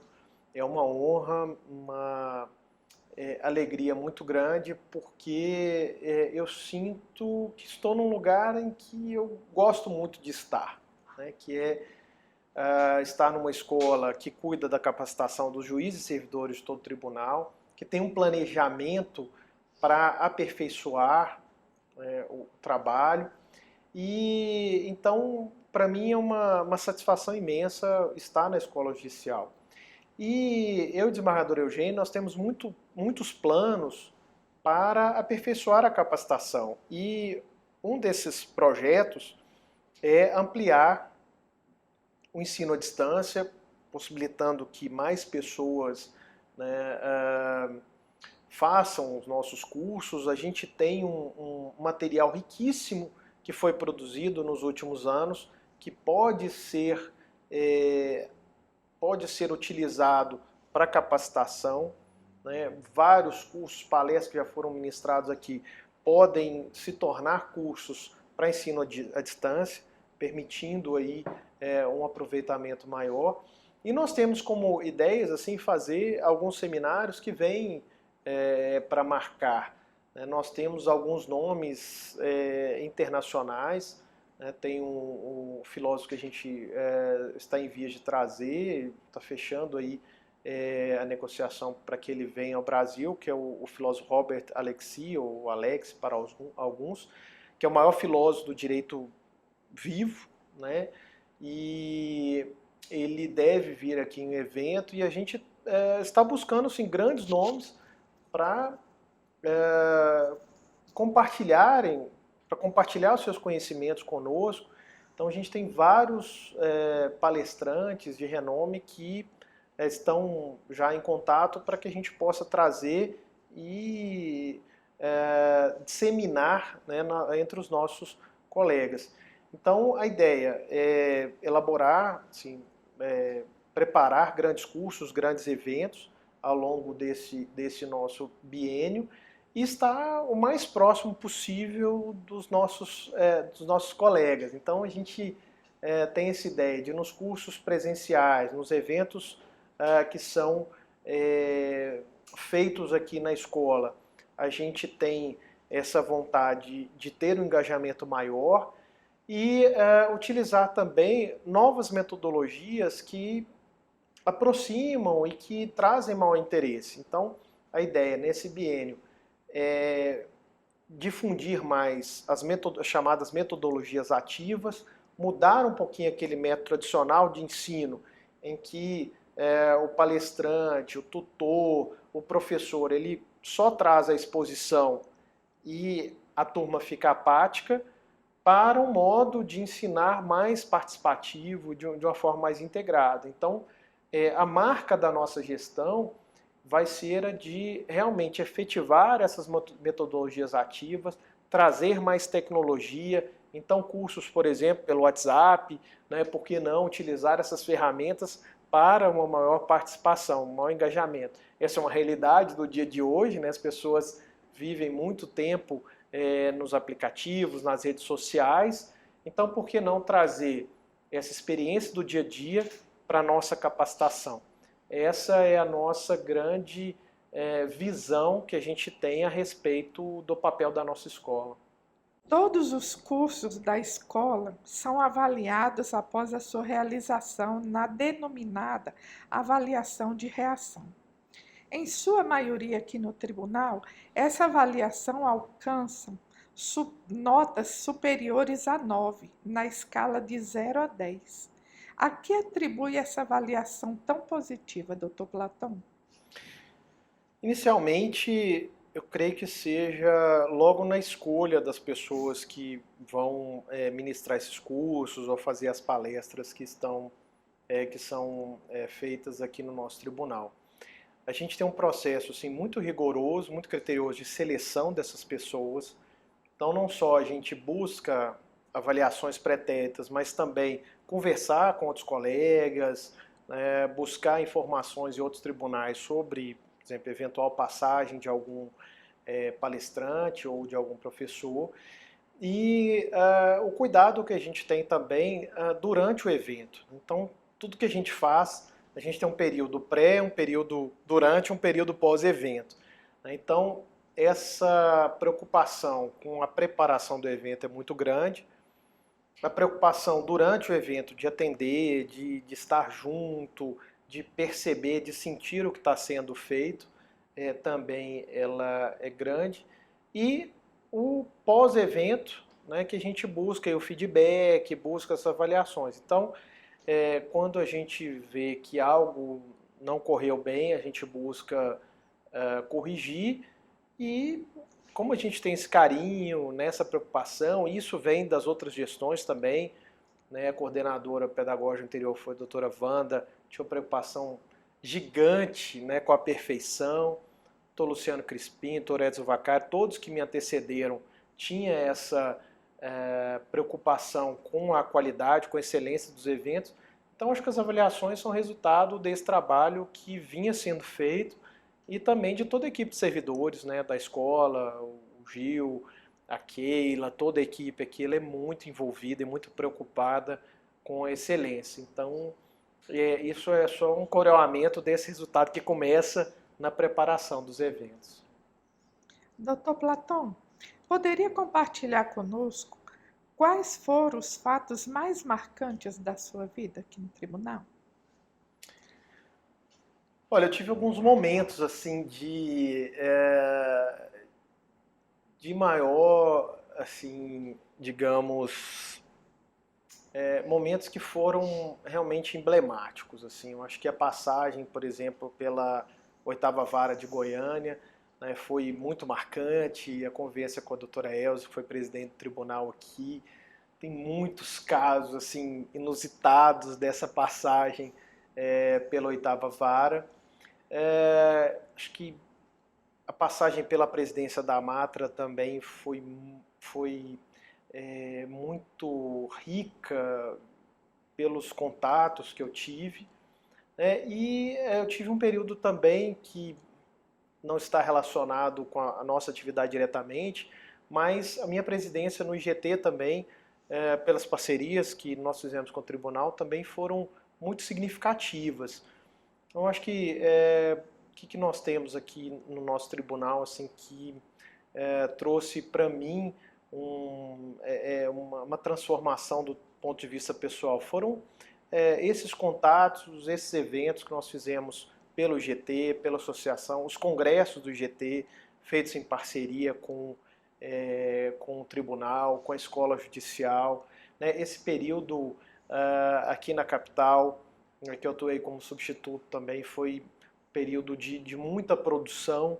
Né? Então nós temos assim, eu tenho momentos aqui que são inesquecíveis, né? Não só nesses eventos, mas também todas as confraternizações que a gente faz, né? É um tribunal que cuida muito do lado humano. Então, nós tivemos grandes momentos aqui de encontro, de congraçamento, que ficaram para histórias. E eu destacaria esses congressos, né, do Instituto Goiano de Direito do Trabalho, não só no período que eu estive à frente, né, como presidente do IGT. Fizemos congressos, inclusive, aqui dentro do tribunal, né, no evento, na gestão do Dr. Mário Botazo.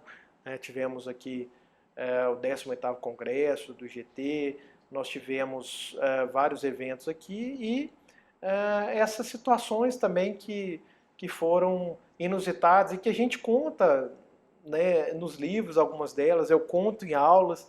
Então, essa possibilidade de conjugar essa experiência prática, profissional, com a vida acadêmica, ela é muito proveitosa, porque eu posso contar esses casos, essas histórias que nós temos aqui no tribunal, compartilhá-las, né, com os meus alunos, com os advogados. Então isso é muito interessante.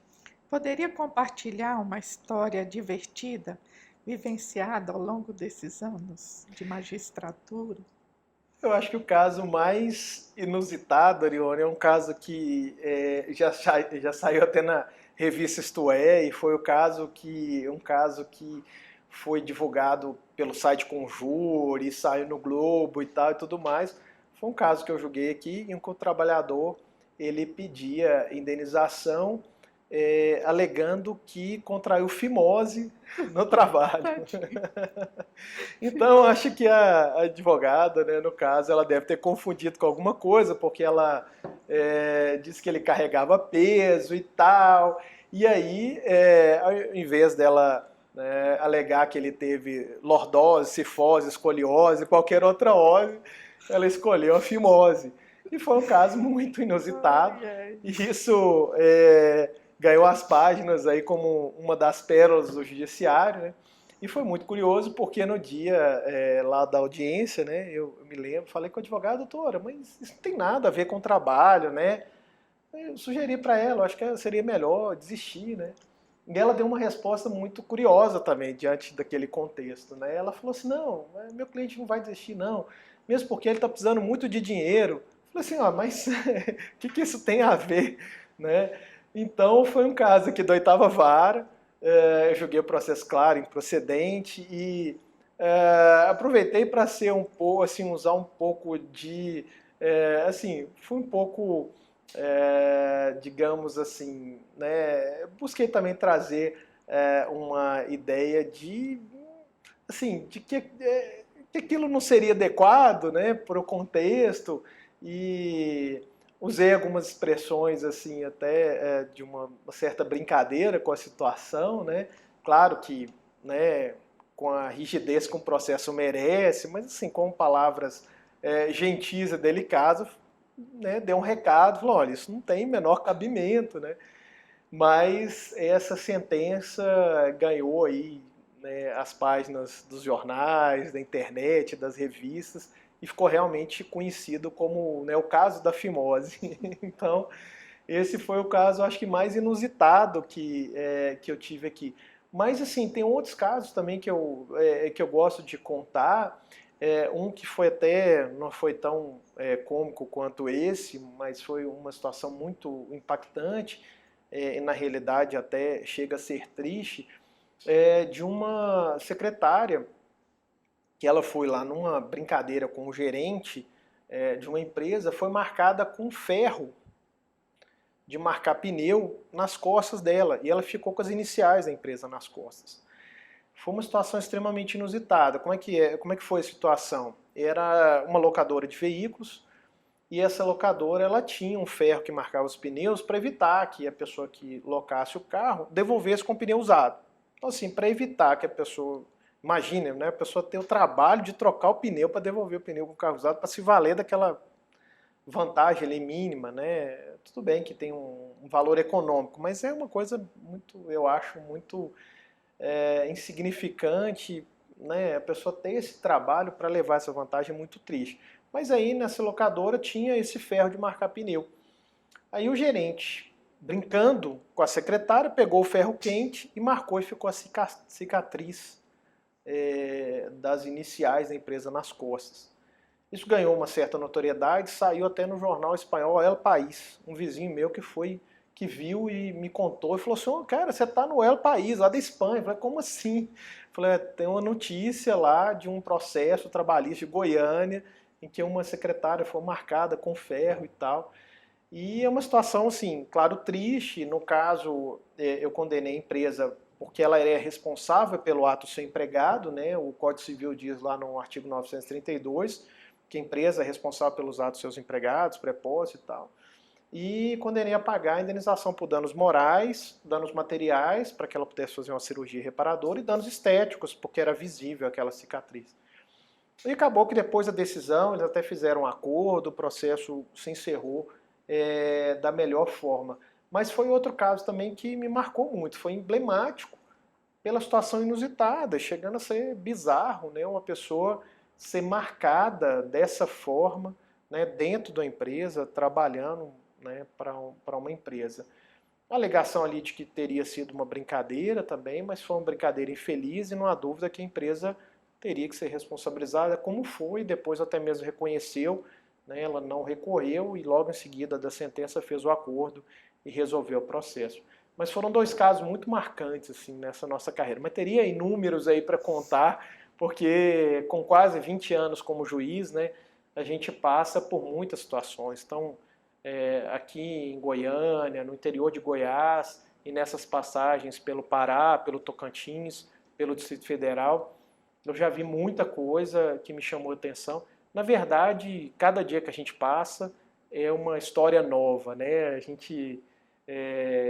Eu recomendo muito os meus alunos, digo que eles precisam assistir e ver mais a Justiça do Trabalho, de regras de audiência são públicas, e cada dia é uma diversão, né? eu acho que não dá para passar também sem contar o caso, Ariane. O último caso que eu vou contar aqui, porque esse também é ótimo, né? Foi na Sexta Vara de Goiânia. E o que aconteceu? O trabalhador ele tinha trabalhado para uma lojinha de consertar calçados, né? E nessa lojinha teve lá um incidente e ele foi dispensado por justa causa. E a alegação lá do dono lá da loja é de que o empregado teria batido no filho do patrão, no filho dele. Assim, gente, nossa, mas esse tempo todo eu nunca vi uma justa causa em que a alegação era de que o empregado bateu no filho do patrão. Falei, poxa, mas que situação, né, inusitada essa. Aí eu fui instruir, né, na audiência e curioso que a sala estava cheia de estagiário e tal, e aí todo mundo ficou curioso, né, o que vai acontecer nessa história aqui, né. Aí o reclamante veio, tentei acordo, não consegui, o reclamante veio e foi contar a história. Doutor, sabe como é que é? Eu dei uma festa de aniversário e foi o filho do patrão. E lá nessa festa a gente estava tomando cerveja e tal. E lá pelas tantas acabou a cerveja. E eu dei álcool pro filho do patrão beber. E ele bebeu e ficou doido e começou a bater nas pessoas, bateu na minha mãe, bateu na minha namorada. Aí eu bati nele, né, doutor? Eu falei, quase brinquei, né? Falou, até eu, né? Aí tá, tudo bem, né? Poxa, eu comecei a pensar, falei, como é que eu vou solucionar esse processo, né? Porque a CLT diz que isso seria uma justa causa, se o filho do patrão for superior hierárquico dele, eles trabalhavam juntos, né, ele estava subordinado a ele, mas a questão que a lei fala assim, olha, salvo em legítima defesa, próprio de outro. Eu falei, gente, será que é uma legítima defesa? Ele bater no filho do patrão porque ele estava batendo na namorada dele? Aí tá, aí eu falei assim, aí eu pensei assim, nossa, onde é que vai dar isso, né?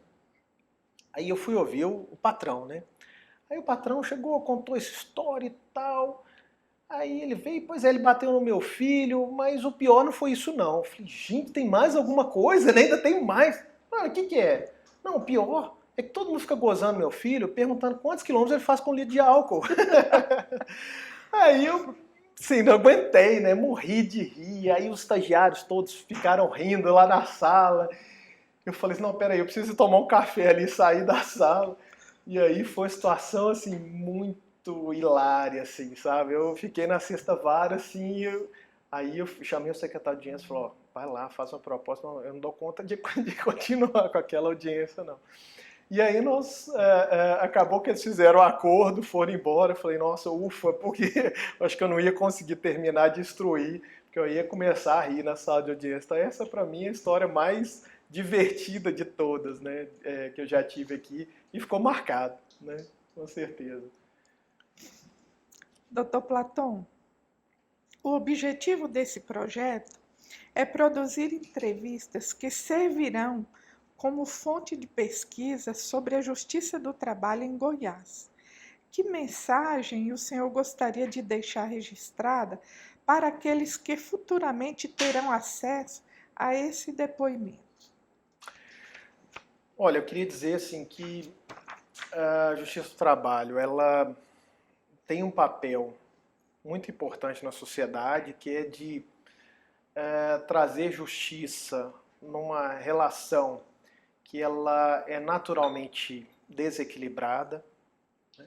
Mas o juiz do trabalho ele tem um papel assim importante de dar um exemplo para a sociedade, né, de respeito, de valorização dessa relação que ela é indispensável.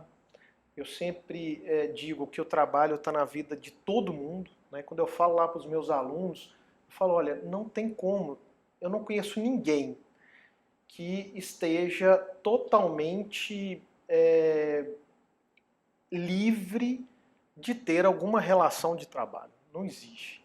Então o trabalho está presente na vida de todo mundo, seja do empregado, seja do empregador, seja daquela pessoa que fica em casa, que tem uma condição boa e que tenha lá um empregado doméstico, mas na nossa vida todo mundo vai ter de alguma forma uma relação com o trabalho, né? Então, a Justiça do Trabalho, ela deixa um legado assim extremamente relevante, porque ela está presente na vida das pessoas, seja quando ela age nos processos, seja quando ela não age, porque as pessoas cumprem porque sabe que tem um órgão que está ali para cumprir, para fazer observar aquela lei. Então, acho que assim, o exemplo que a gente pretende deixar é de uma justiça que busca ser correta com aquilo que ela faz, né, que busca dar um atendimento célere, porque isso é importante, não adianta nada a gente ter uma justiça depois de passadas décadas aí. Então, essa atitude de buscar julgar com correção, de buscar servir, porque eu acho que é essa a ideia. Acho que o trabalho talvez seja a que está mais próxima da sociedade, que está mais próxima do cidadão. Então, essa atuação nossa, ela precisa ser lembrada, ela precisa ficar para a história. O que a gente está fazendo aqui é um mero recorte, né? Um retrato de um tempo. E o que representa esse tempo, acho que para mim e na vida das demais pessoas, demonstra que a Justiça do Trabalho evoluiu muito, ela cresceu demais, mas ela cresceu com responsabilidade, com seriedade e tal. Eu acho que é isso que a gente busca deixar, sabe? Atuar da forma mais transparente, mais célere, mais honesta e também com uma singeleza, com uma simplicidade que nos é característica. Aqui a gente não fica preocupado com formalismo, a gente é o que é. E eu acho que todo mundo tem que buscar ser o que é, né? E a partir de suas experiências, que palavras deixaria um magistrado que está iniciando sua carreira na área trabalhista? Olha, para o magistrado, eu digo que ele precisa ser o tempo todo humilde. Eu acho que essa é uma característica, isso acho que faz parte, deve fazer parte da essência de um juiz do trabalho. Às vezes as pessoas confundem humildade, às vezes com insegurança, com assim, uma situação em que a pessoa não se dá respeito. Eu acho que um magistrado que está no início, que pode ter a simplicidade, a humildade, saber que ele está sempre disposto a aprender, porque às vezes é natural, né? Uma pessoa passa no concurso, acha assim, agora eu vou transformar a minha vida, vou ganhar bem, vou ter o respeito das pessoas, e a ideia é que eu tenho essa frase também para mim muito, que respeito não se impõe, se conquista. Então, se eu posso agir com humildade e ao mesmo tempo com segurança.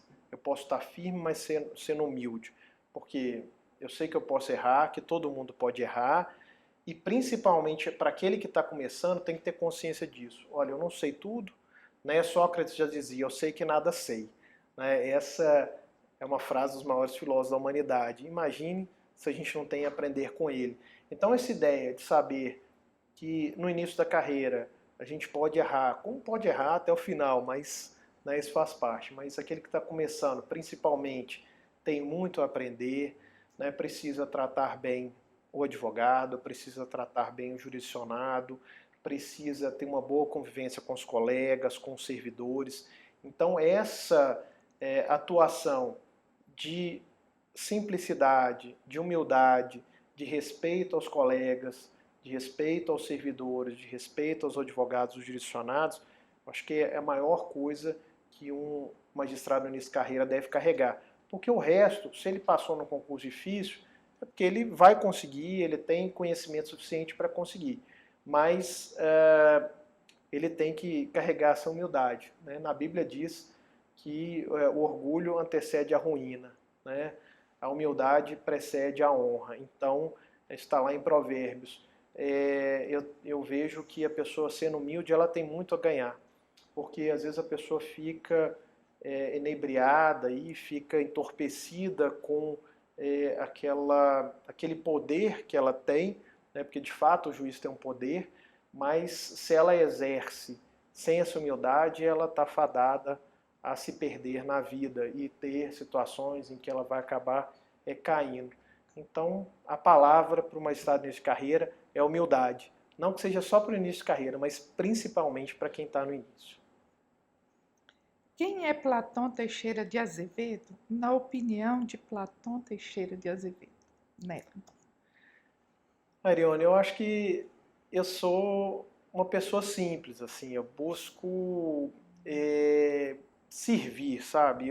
A minha vida aqui, o meu legado, o meu papel é estar à disposição das pessoas. Eu acho que eu sou uma pessoa simples, né, que tenho muito a aprender, que estou sempre disposto a buscar mais. Então, eu acho que essa é a minha característica principal. Eu sei que eu não sou nada, eu sei que eu tenho muito a aprender, mas eu quero ajudar. Então, eu me sinto assim como uma pessoa que está aqui, né, de passagem para contribuir com o tribunal, para cuidar da minha família e para deixar essa boa impressão de que a gente está aqui para fazer o bem, para servir as pessoas, para colaborar, para somar essa ideia. Então eu me vejo dessa forma, sabe? Como uma pessoa que não tem, eu não me sinto assim preso a títulos, a coisas que eu sou. Eu quero ser uma pessoa que tenha convivência, que tenha um bom relacionamento com as pessoas e que viva para, né, doação, para entregar, para servir. Eu acho que é assim que eu me vejo, sabe? Como uma pessoa que está aqui para servir ao próximo, para servir a Deus e para estar em bom convívio com as pessoas, que é o que a gente realmente deixa, né? Não vai ser a minha obra, não vai ser as minhas sentenças, não vai ser isso que vai ficar, eu acho. Acho que o que fica mesmo, e já que a gente está falando de memória, já que a gente está falando de história oral, eu quero ser lembrado por isso, sabe? Por ter deixado alguma coisa na vida das pessoas, sabe? Por ter trazido emoção, por ter trazido alegria, por ter trazido algum conforto, Por ter influenciado. de alguma forma, né, com uma palavra assim de amizade, né, de ser o Carreira. suporte, de ser suporte para as pessoas quando as pessoas precisam. Eu acho que é isso, porque não é o título que define a pessoa, né, definitivamente não é ser juiz, ser professor. Eu não quero ser lembrado por isso. Eu quero ser lembrado por uma pessoa que trouxe algo de bom, que tentou influenciar de alguma forma, que buscou mexer nas pessoas de alguma forma, né, com carinho, com um abraço, com um sorriso. Acho que é isso que fica. Né? Doutor Platão Neto, o que é a vida? Então, nessa ideia, Arion, eu acho que a vida é relacionamento, sabe? Eu acho que nada tem sentido se não for para ser de alguma forma, de fazer a diferença na vida das pessoas. Né? Tem uma passagem da Bíblia que me marca muito, que é a história de Jabes. Né? Jabes foi assim, uma pessoa que poderia ter passado despercebido, mas ele fez uma coisa, ele fez uma oração, ele pediu para que Deus expandisse os seus horizontes, largasse as suas fronteiras. Né? E eu acho que na vida a gente tem que buscar de alguma forma fazer diferença. Né? Então, e fazer diferença tem que ser na vida das outras pessoas. Para mim, vida, então, é relacionamento. A gente viver enclausurado, sem contato com as pessoas, acho que perde totalmente o sentido da vida. É claro que em alguns momentos a gente precisa de reflexão, para quem acha necessário, meditação, oração. Evidentemente, em alguns momentos da vida a gente precisa disso. mas para definir a vida que vale a pena ser vivida, a vida que vale a pena, né, passar, é aquela vida repleta de bons relacionamentos, de amizades, de contato com a família, né? Então, para mim, vida é isso. Só há sentido se eu tiver um bom relacionamento com a minha família, com os meus amigos, que eu puder influenciar, que eu puder dar um bom exemplo, né? Então, vida é relacionar, vida é estar junto das pessoas, é, é poder amar, né, o próximo. Então, acho que define muito viver, né, e define muito a vida, é esse amor que a gente deve ter pelo nosso semelhante, pelo nosso próximo, pelas pessoas que estão em meio a nós, né?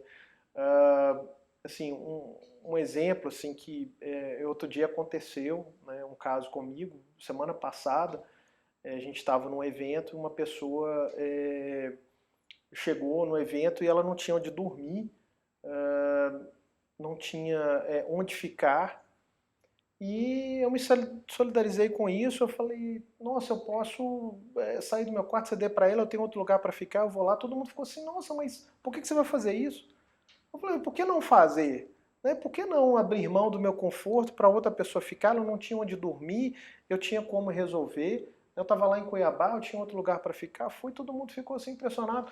Eu acho que assim, a gente tem um discurso tão grande de solidariedade, de fraternidade, mas na prática a gente abre tanto, né? A gente abre mão tanto de fazer um gesto, às vezes, de solidariedade para as pessoas.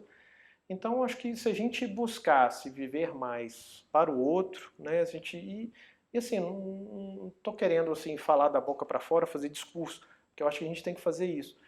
E esse é um exemplo assim que eu busquei fazer. Eu falei, poxa, se eu posso ceder, eu estou lá, estou ali no meu conforto, mas eu posso ceder. Então, acho que a gente tem que fazer isso. Se todo mundo fizesse isso nas suas vidas, a gente estava num momento muito melhor. Né? No atual contexto mesmo do Brasil, a gente vive um momento tão polarizado que eu acho que a gente está mergulhado num ódio tão grande que as pessoas ficam se digladiando, ficam lutando. Se a gente pudesse parar um pouquinho e falar assim, ó, para tudo, vamos tentar assim, vamos mergulhar num amor, numa compaixão, num perdão, vamos zerar tudo e vamos tentar começar do zero. Aí eu acho que o Brasil pode crescer muito. Enquanto a gente está mergulhado no ódio, na disputa, na polarização, a gente não vai a lugar nenhum. Né? Recentemente eu vi um filme, assisti um filme que chama Superação, a história do menino que mergulhou e ele ficou um tempo sem respirar e praticamente ele desfaleceu ali. E a mãe do menino, com oração, com luta, ela conseguiu ressuscitar na prática o menino. E a gente vê assim o amor todo envolvido nisso. Eu acho que a vida se define a esses momentos, se resume nesses momentos, né? Se define com esse relacionamento que as pessoas têm. Então, acho que para mim viver só faz sentido se a gente estiver junto em comunhão, né, em sociedade, em relacionamento. A gente tem que chegar no nosso trabalho e estar feliz com o que a gente faz e gostar de trabalhar e gostar de estar em família. Eu acho que essa é a vida, porque de resto, se a gente tiver tudo, né, dinheiro, poder e tudo, mas não tiver as pessoas, não faz sentido. Né? Pesquisas hoje mostram que no fim da vida, quando a pessoa está lá doente, né, prestes a morrer, ninguém pede pela chave do carro, ninguém quer saber como é que está a casa, ninguém quer saber nada. A pessoa que mais quer é estar junto da família, é se despedir falando de amor e tudo mais. Então o que a gente deixa da vida é isso, né? São esses momentos, esses relacionamentos e tal. De resto, bens materiais, poder, tudo isso passa e num instante vai tudo embora. Mas se a gente fica com isso, né, a gente ganha muito mais.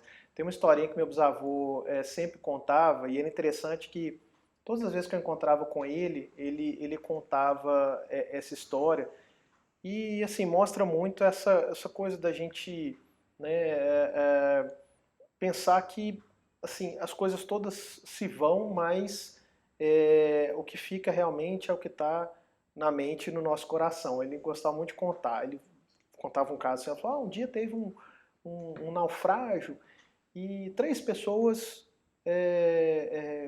estavam lá e conseguiram sobreviver, mas perderam tudo. Aí, enquanto eles estavam lá, né, no mar, tentando sobreviver lá, sobre a boia, lá num bote, salva-vidas, e eles conversavam e falavam assim, um ficava se queixando, porque eu perdi meu dinheiro, perdi minha mala, tinha documento e tudo mais, aí o outro falava, eu perdi também né, o meu material que eu tinha de trabalho e tal, e o outro falou assim, não, eu não perdi nada, porque tudo que eu perdi está na minha mente, está no meu coração.